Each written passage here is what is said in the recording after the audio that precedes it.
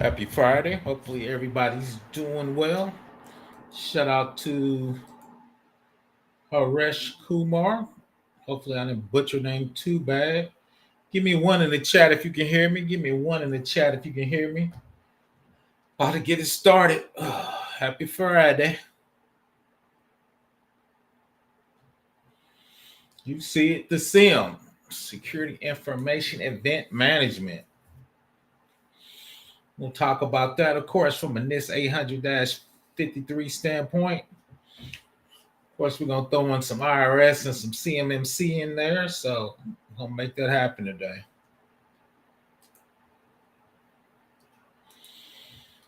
Appreciate you.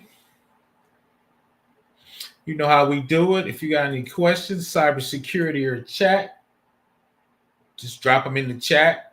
Definitely get to them. Shout out to the Equalizer 123. Thanks for supporting your boy. I appreciate you. Let's back up a little bit.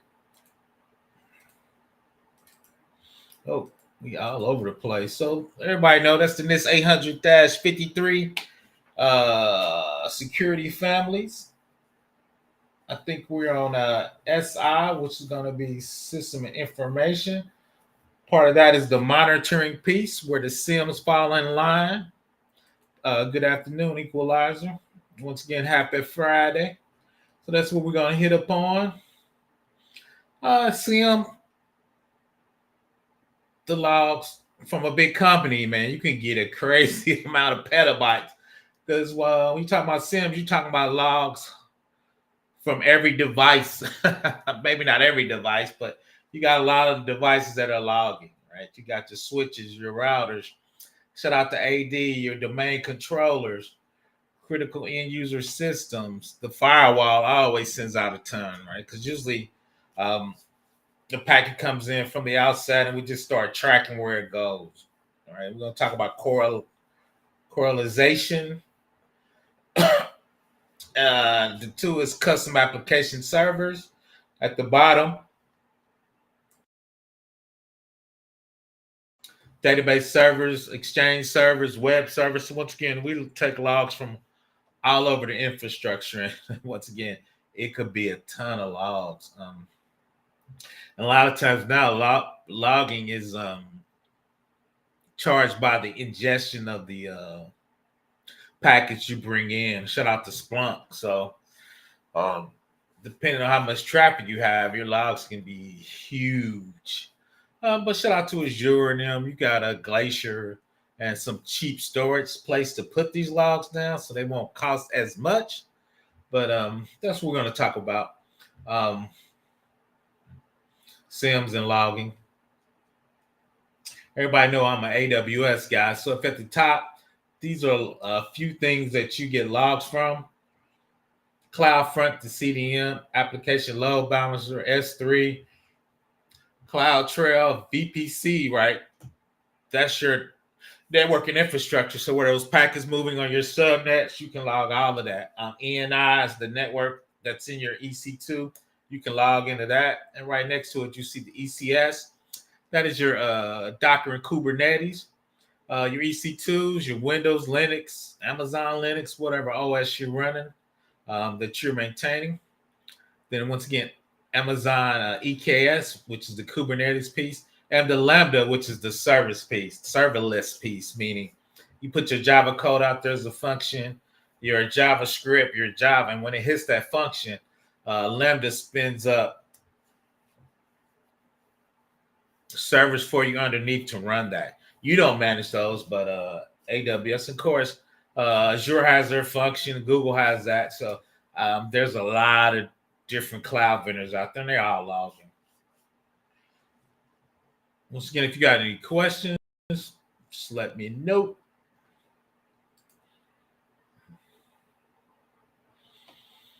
So from NIST 853, GRC governance, of course, we're managing the policies, control framework, risk registers. The SIEM part of that's collect, correlate, security, telemetry, logs, alerts, and anomalies. The integration goal is to use real-time security events in the SIEM as evidence and risk signals for your GRC systems. So instead of mainly checking AU6 or SI4, audit review and system monitoring, your SIEM automatically does that for you. The big dog in that is Splunk. All right, Splunk is a gazillion dollars, but Splunk takes your logs, correlates them.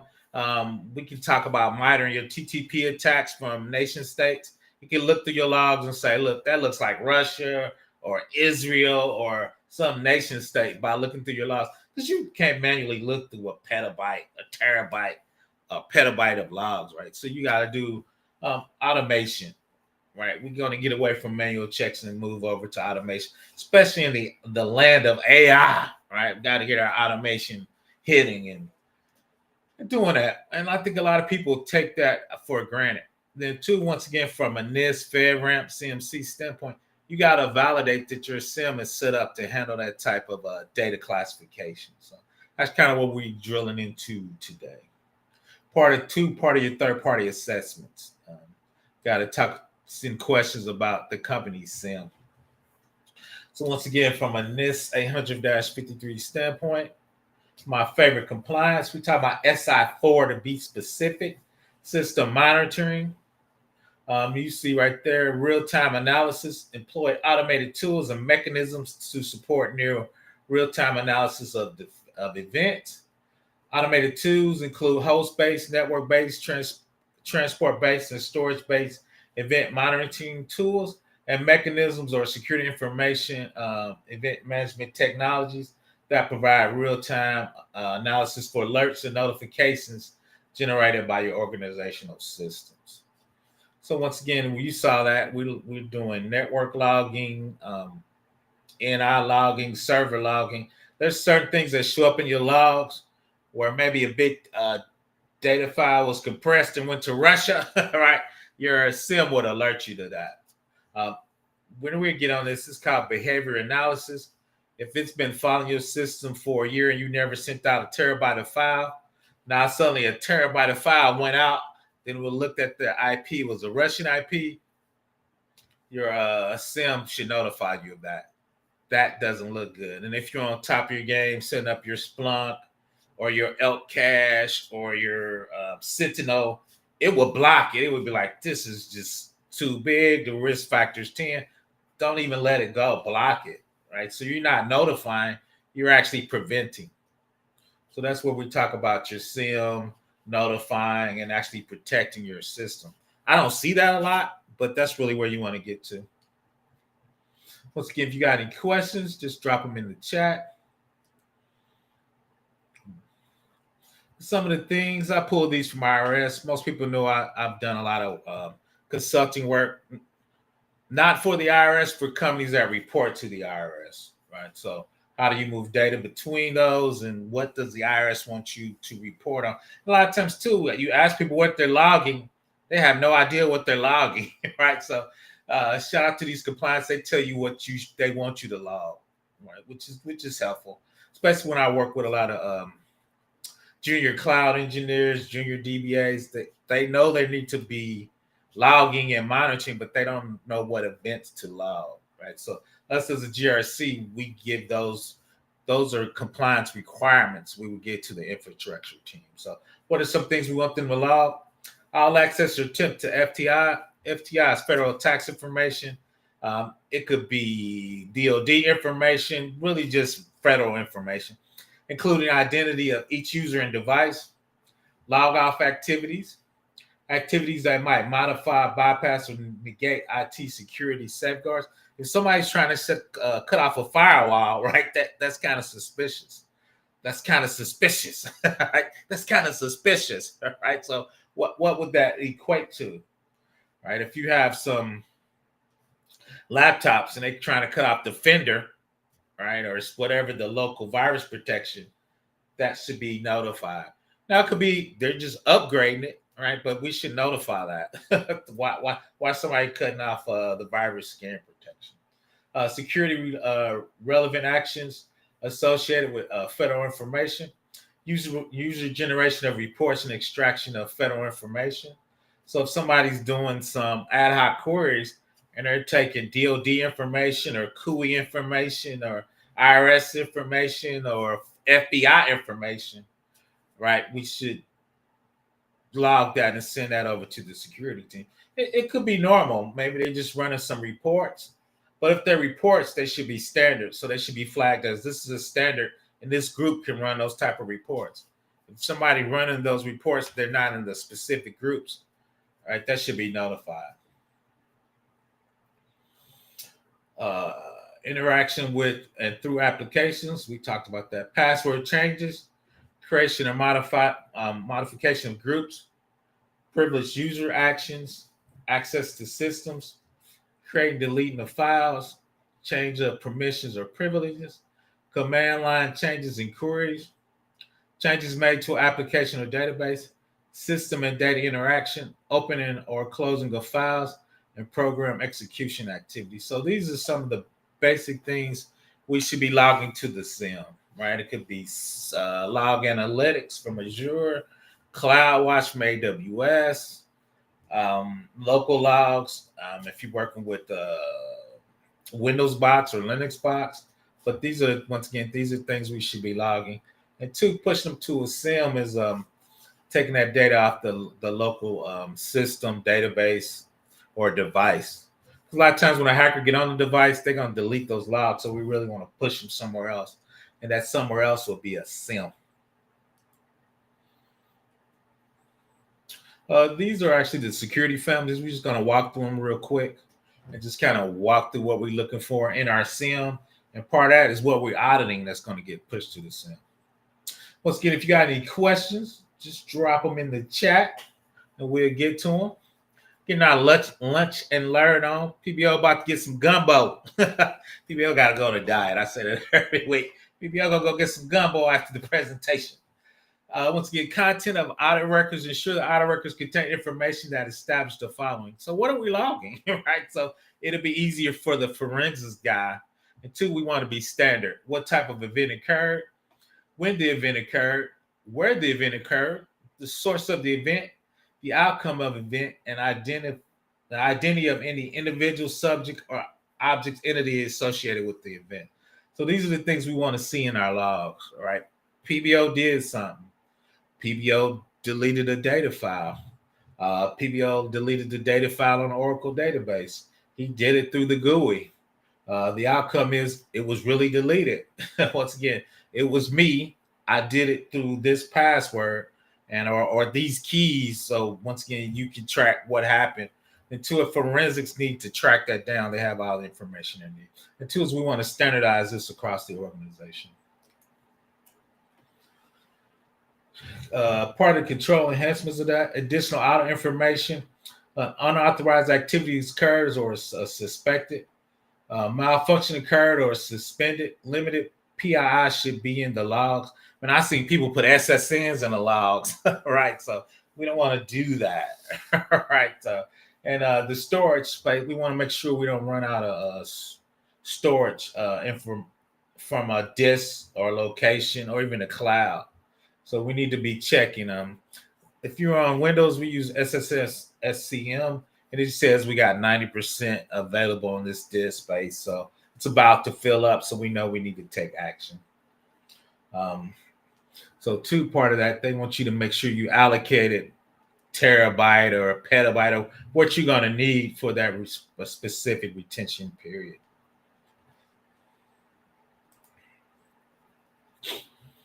Audit storage capacity, audit storage allocated for the capacity of it. Once again, we were talking about the warning. Provide a warning to the security architect or the ISSO within 24 hours when allocated adult log storage volumes reaches a specified percentage. Right. So part of the things you're logging is checking your disk space. Once again, if it's up, gets to 90% full, you send that to the infrastructure team and who's ever responsible for those logs. Right. That could be the CISO, security manager, security supervisor, but a couple, when it gets to 90%, those emails should be going out. Then from a assessment standpoint, we need to be able to look at the emails, who they went to, and two, what action taken when these emails got sent out. Right. Shout out to SOC 2 Type 2. Okay, you sent the email out. Okay, this the email went out. This is the ticket we put inside to send to the infrastructure team to give us more disk space. Or the other part, we sent the infrastructure team. These files were moved to the SIEM so you could delete them, but what action was taken so we make sure we didn't run out of log space.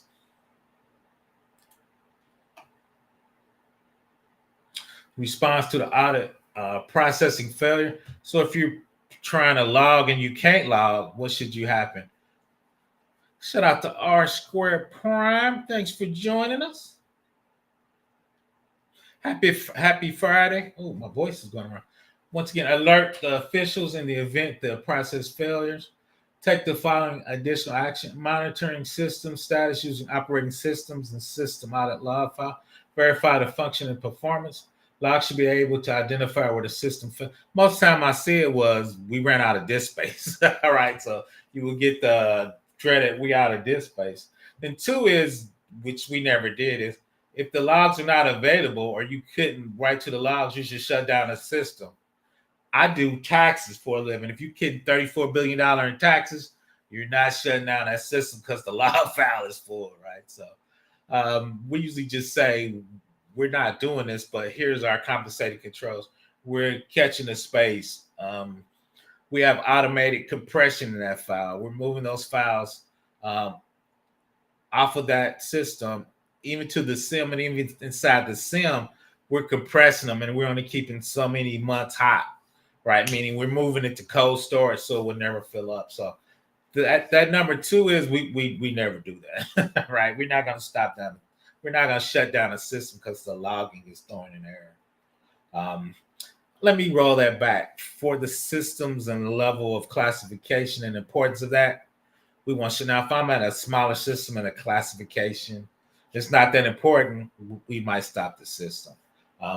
Usually I'm paying people, collecting money to fund a state, right? So for that type of classification of data, we're not shutting down the system. That's why I put that in red. Once again, we're not doing, but here's our compensated controls. Here's what we have, and this is what we're doing. So the odds of that happening are very small. But if it do, we're not shutting down. Shout out to us. Shout out to us. Audit 6, audit review and analysis. Review and analyze audit records weekly for indication of inappropriate or unusual activities and potential impact. Report findings to individuals with the agency incident response procedure. Adjust the level of audit record review and analysis and reporting within the system. Where there's a change in risk-based law enforcement intelligence. So do we have automation? Sometimes it fell or something new might wants to come up. So we'll look at certain things that are hot, right? We knew Log4j had a big 0 day. So we would look, let's see where we're up in it for Log4j and logging. Let's look through that. That's hot this week. Does anything look like something attack Log4j or try to escalate privileges from Log4j? So there's things that come out each month that you're going to do a manual check, right? Impact of inappropriate or unusual activity. So there's been so many breaches lately. So there's always something to look. So whatever that breach was and how they breached it, we will start looking for that through our logs manually. Then if it's something we want to add to our automation, right, or our queries to look at, that's what we will add. Because once again, there's something always happening, something always new, something's always afoot in the cybersecurity realm. Once again, if you got any questions, drop them in the chat. I want to thank everybody for joining me, getting our lunch and learn on.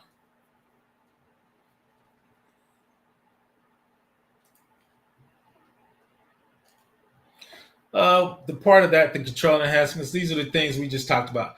Automated process integration, integrate audit record review and analysis, correlate audit repositories, analyze and correlate audit records across different repositories to gain an organizational wide review. So if you look at MITRE and how nation states attack, it's not one thing, right? They jump into Active Directory. They escalate your privileges from a printer and pivot over to a database, right? So those pivots and movements are for certain type of attacks. That's where that correlation comes into effect. Once again, shout out to my man Gabe. He always starts with the printer, then escalates it and pivots east and west to something else once he escalates and gets the domain password, right? So those are the kind of correlations we got to figure out what movement is at a specific attack. Permitted actions, specify permitted actions for each role or user with the review, analysis, and reporting of the audit recommendation. We were talking about correlation with information from non-technical sources with audit information to enhance organizationally wide awareness. So a lot of times a non-technical source is NSA or FBI say, this is being attacked in the United States, right? Their technical people reviewed it, but that's a non-technical source for you because it's like, okay, the FBI gave me information. Now I could use this to query inside my SIEM to see if that's happening inside our organization. And if it is, what are we going to do? Right? So that's where your incident response will come into play. But from a logging standpoint, that's why you need to log it once again. So you can start doing correlated audit repositories, correlation, looking for certain attacks. Then at the top, you can put that into your automation process to start looking for certain movement inside your SIEM.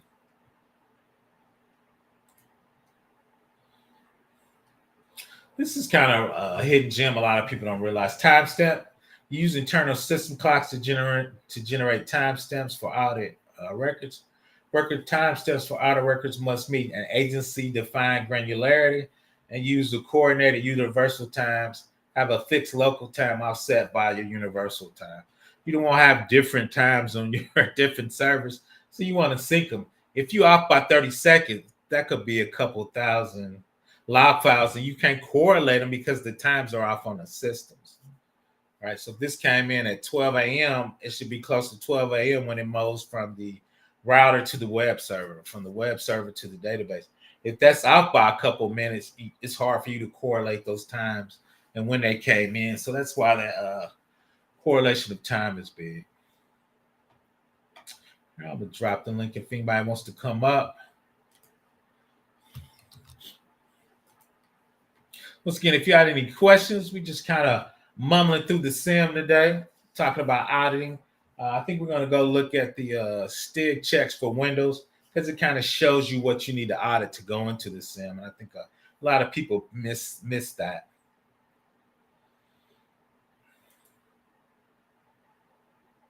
Protection of the audit. Protect audit information, audit logging tools from unauthorized access, modification, or deletion. Alert the ISO upon deletion of unauthorized access, modification, assets by subset of privileged users. So most things you log in, being CloudWatch, Splunk is the big dog, LCache. You got username and passwords, and then there you got groups of certain users. Right? It's the admins, then it's the security team with read only. It's certain business users that want to look out there to see if anything's from a dashboard perspective. So you just want to make sure you set that granularity up inside your SIEM.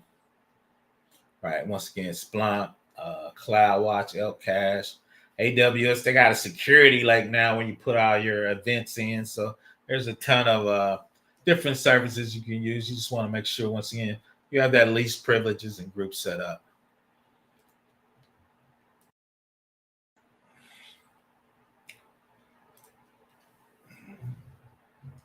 So if at the top, how long should you retain data?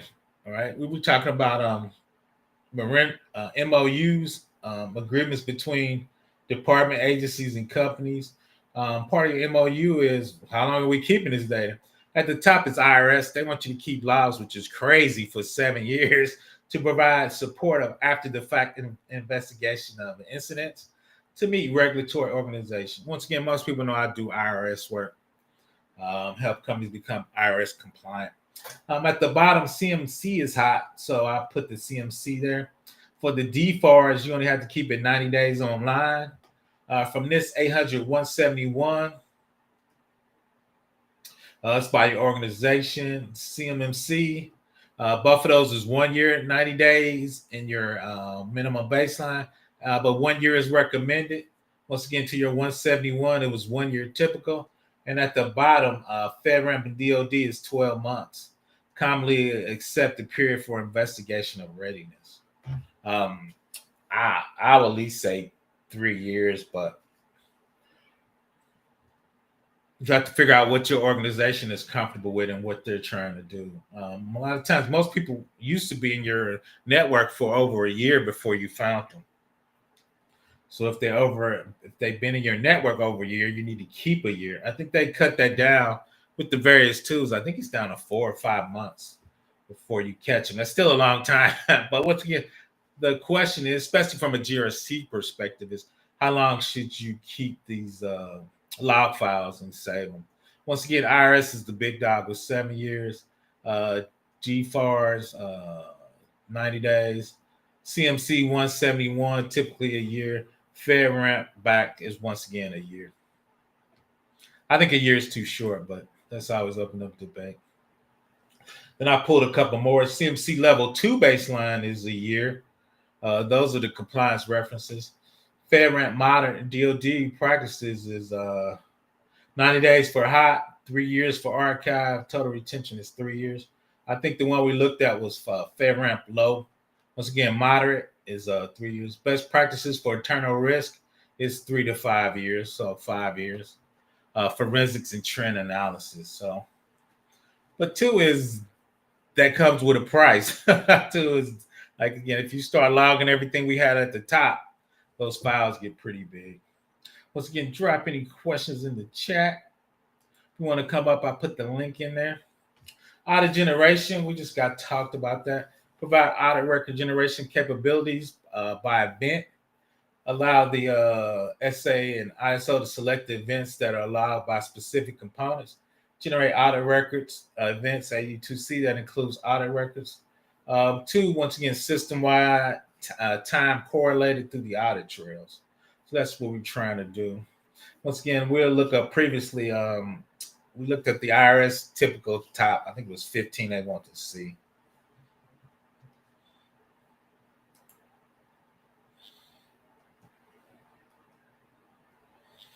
If you look, these are some of the practical SIEM implementations. CMM level 2, in the hot search, they want you to keep 90 days. For forensics, they want to keep you 12 months. Time sync is the NTP. If you look that up, Windows, you can set that. Azure Log Analytics, they talked about that at the AWS Security Hub and CloudWatch. You can export them to S3 Glacier and Deep Archive for 12 to 36 months. And it's dirt cheap. I think a terabyte was $1. It was something crazy like that. So it takes about 12 hours to get them though. For Splunk, you can do frozen time and sync, hot, warm, and cold, 90 days, archive to 365 days. So once again, depending on your SIEM of choice, you have a lot of options and cold, hot, medium storage. And if you're going to lock the objects to make sure nobody can delete them, that's what I recommend. Put your object lock / worm. That means you write once and can read many, because you don't want anybody deleting your log file. So once again, you want to put the S3 object lock, and they have a specific compliance lock in there too. So definitely want to do that.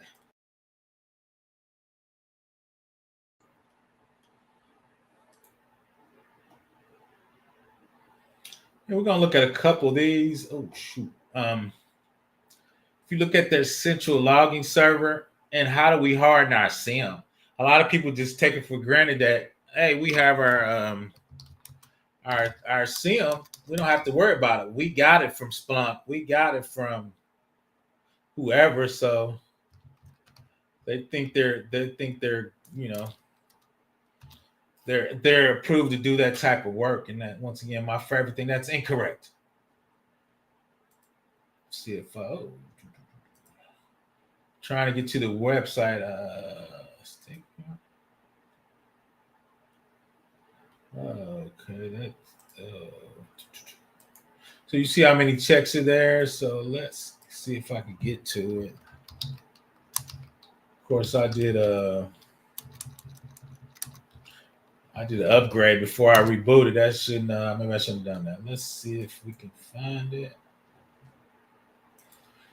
Once again, if you want to come up, if you have any questions, put them in the chat. I just did this. Oh, maybe that's not gonna happen today. What is that?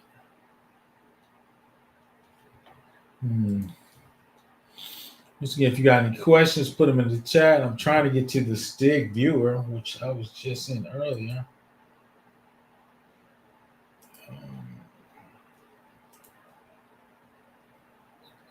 Yep, I was just in there. I think my patch done locked it down. Shout out to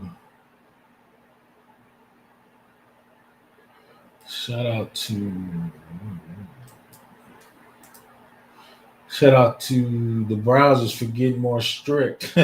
So can I get to it? We'll talk about it later.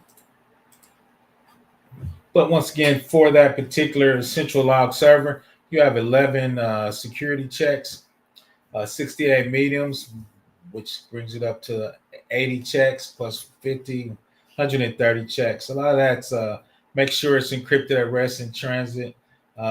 Make sure you're not printing out any PII in there. Making sure you have a CISO or something that's in charge of what gets put in there. So those are some of the checks that's in there. I think that's all I had for today on the 30 minutes. That's quick for me. That's really all I had to talk about the SIEM and the audit. Here, let me back up a little bit. Let's go to the top. Let's look at that one diagram. So these are the things. And now when you're talking about, you could have 80 app servers, 40 web servers, and they're generating a ton of log files. Once again, they're getting the SIEM too. You want to track log on, log off, deletions, selects from the database. See if somebody's trying to select all the database and walk out with it on a USB drive, right? So those are things in the SIEM that you want to keep track of. So once again, if you have any questions, just drop them in the chat. Once again, I have the link down there. I want to appreciate everybody for joining me. And I want to wish everybody a happy Friday. Once again, I'm going to hang out a little bit and see if anybody has any additional questions. Just one small piece of GRC, getting the requirements to the infrastructure team, the firewall team, the DBAs, the IAM team, right? So all of those people got to figure out what they need to log and where to push it to the SIEM to. GRC kind of gives those requirements to those different teams. Once again, depending on the organization.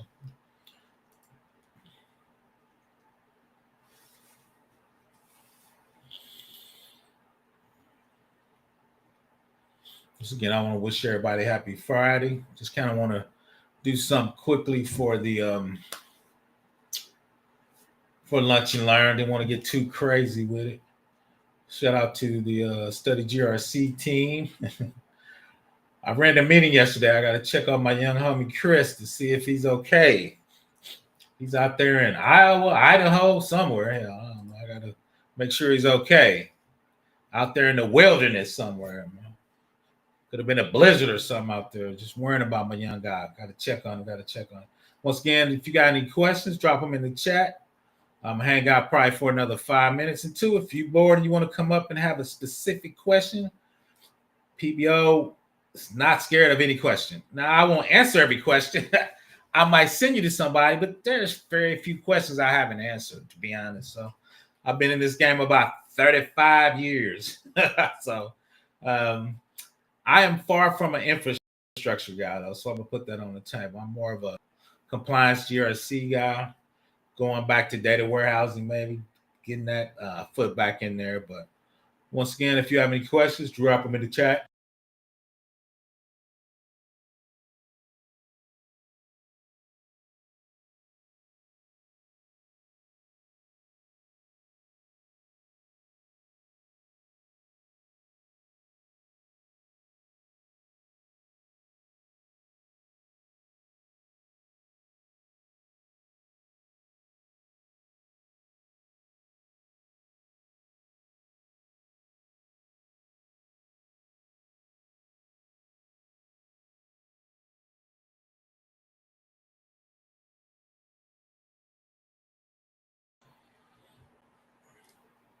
Once again, I appreciate everybody for joining me. Once again, the link's right here. But if anybody doesn't have any questions, something quick on a Friday to just dip your toe into that SIEM requirements and what you should be logging and what teams you should be working with to make sure you're logging the proper thing.